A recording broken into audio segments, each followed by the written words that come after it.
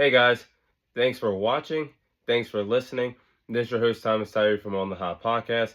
Today, I have some bonus content for you guys. The bonus content we'll be covering today will be in the sport of boxing. In today's bonus segment, I'll be sharing my thoughts on which of the four kings of boxing have the best resume in the sport of boxing. So, years ago, when these four respective fighters were on the rise in the sport of boxing, the names of Gervonta Davis, Devin Haney, Ryan Garcia, and Teofimo Lopez were claimed to be the next four kings of the sport of boxing when they were on the rise and the come up in the sport of boxing. So today, I'll be sharing my thoughts on which four of these fighters have the best resume in the sport of boxing today. So I'll be ranking them 1 through 4 here, looking at their resumes 1 through 4. I believe out of the four kings, Teofimo Lopez has the best resume out of the four kings. Gervonta Davis has the second best resume. Devin Haney has the third best resume. And Ryan Garcia has the fourth best resume.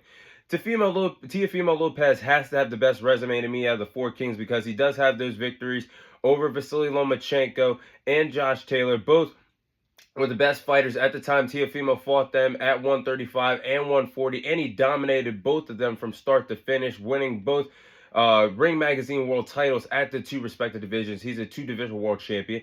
Gervonta Davis, in my opinion, has the second best resume.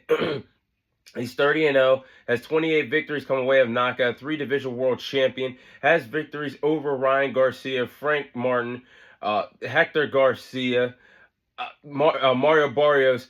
If you look at his resume, I do believe Gervonta Davis's resume is going to age like fine wine one day. Devin Haney has a pretty good resume as well. He finds himself as a former undisputed champion with some marquee victories against Vasily Lomachenko and Regis Prograis. And of course, Ryan Garcia is the fourth one who has the least impressive resume, I should say, out of the four respective kings. But I'll go into a deeper dive on this and why I have them ranked 1, 2, 3, and 4.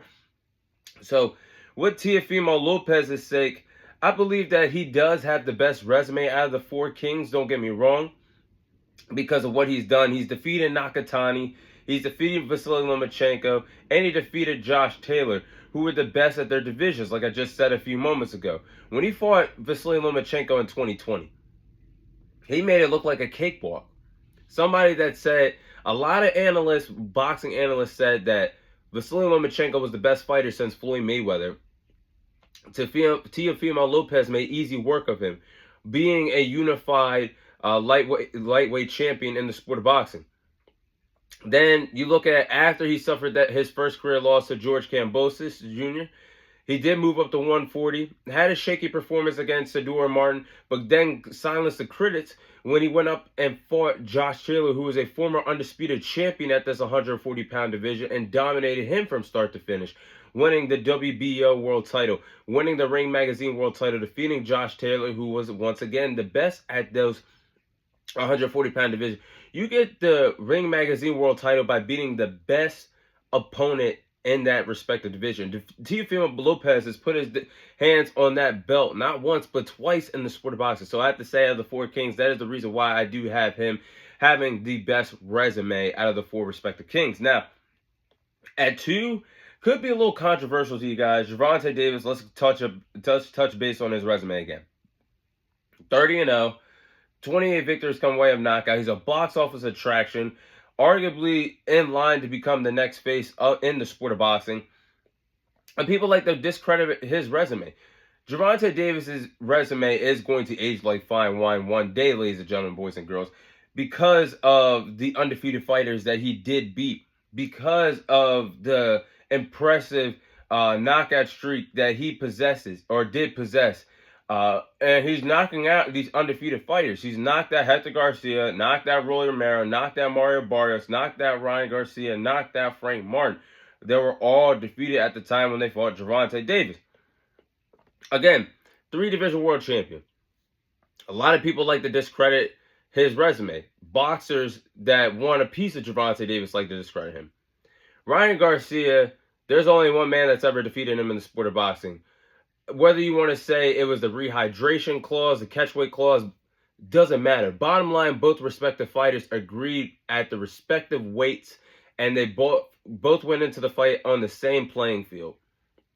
It wasn't like Gervonta Davis didn't have a rehydration clause, or didn't have a catchweight clause, just like Ryan Garcia. So that was a fair fight to me. Also defeating Frank Martin, somebody that the likes of Shakur Stevenson wanted to fight, the likes of Devin Haney wanted to fight, got Frank Martin out the way. Pitbull Cruz, before Pitbull Cruz was exposed by Rayo, I feel like that was a good win on Gervonta Davis's resume. He's met well with one hand. Mario Barrios as well, moving up to 140 to fight him. I feel like he's beaten so many former world champions other than Ryan Garcia in his latest fights. That's why I feel like his resume is going to age like fine wine when it's all said and done. I do believe he has the second best resume out of the four kings. Now, Devin Haney is third on my list. Don't get me wrong. Devin Haney, his resume is pretty good. Youngest undisputed champion in the four-belt era at the lightweight division. And he has those big wins over George Kambosos. He has that big win where he not only took the titles from him to become an undisputed champion, but then beat him again in a rematch and in a more decisive fashion. Then defeated Vasily Lomachenko in a perfect chess match, in my opinion, the greatest fight of 2023. And then went up later on in the year, defeat Regis Prograis and dominated him. Arguably, Regis Prograis was one of the best fighters at 140. And then Devin Haney dominated him from start to finish in his debut at the division. So Devin Haney finds himself as a two-division world champion as well. I just feel like, though, other than that Lomachenko and the Regis Prograis victories, other than that, what really jumps out to me on Devin Haney's resume? Undisputed speaks volumes, and there's only a total of 9 men in the sport of boxing that have been undisputed in the four-belt era, to my knowledge. I have to say it's very impressive for Devin Haney, but George Kambosos, Vasily Lomachenko and Regis Prograis are really impressive victors. But I want to see more from Devin Haney. But don't get me wrong, his resume is pretty impressive. But I think it's third out of the four kings. Now, Ryan Garcia is dead last on here, with all due respect.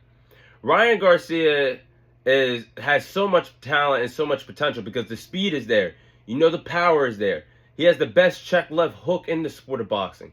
And he's under the tutelage of Derek James. Derek James, in my opinion, one of the greatest boxing coaches in the sport of boxing. One of the best trainers, I should say, in the sport of boxing. But Ryan Garcia, for some reason, has not won a world title yet. And yes, I understand that Ryan Garcia cares about cashing in checks more than winning world titles. And that is a pretty valid statement, a pretty valid take in the sport of boxing, I should say. Because he is a cash cow, one of the most popular names in the sport of boxing today, with the likes of Canelo Alvarez, Gervonta Davis, and etc. But I'm looking at 140. Why can't he be a world champion? Liam Paro is beatable, IBF champion. He's not a champion anymore. Teofimo Lopez, him and Ryan Garcia would be a good fight for the WBO world title. Him and Rayo for the WBA world title. So it's not like Ryan Garcia doesn't have the capability of being a world champion. It's just when he wants to be a world champion. When does he want to be a world champion? Because all the potential is there. If you can clean up your defense, and if you can acquire having a powerful stiff jab to keep your opponents off of you and not second guess of you being a one-trick pony with a check left hook, then we could talk about Ryan Garcia winning world titles, several world titles, possibly 3-division world champion in the sport of boxing. The talent is there, but I have to say it for Ryan Garcia's sake before I sign off. He is the one out of the four kings that is not afraid of anybody. And not saying that any of them are not afraid of each other. At some point, they have met each other in sparring, in the past for sparring. But Ryan Garcia has gotten in the ring with two out of the four kings, not counting himself. That being Gervonta Davis, even though he lost, and Devin Haney, which went down as a no contest. But in my eyes, I saw him whooping Devin Haney's ass. But in my opinion, he's not scared to fight any of them compared to the others. We have yet to see Teofimo versus Haney. Teofimo versus Tank. Tank versus Haney.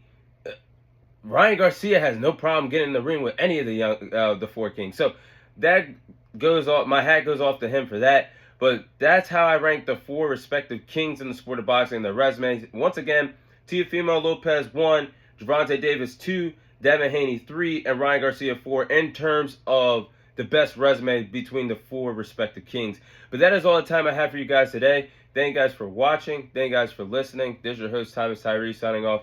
And I'll see you guys on next week's episode.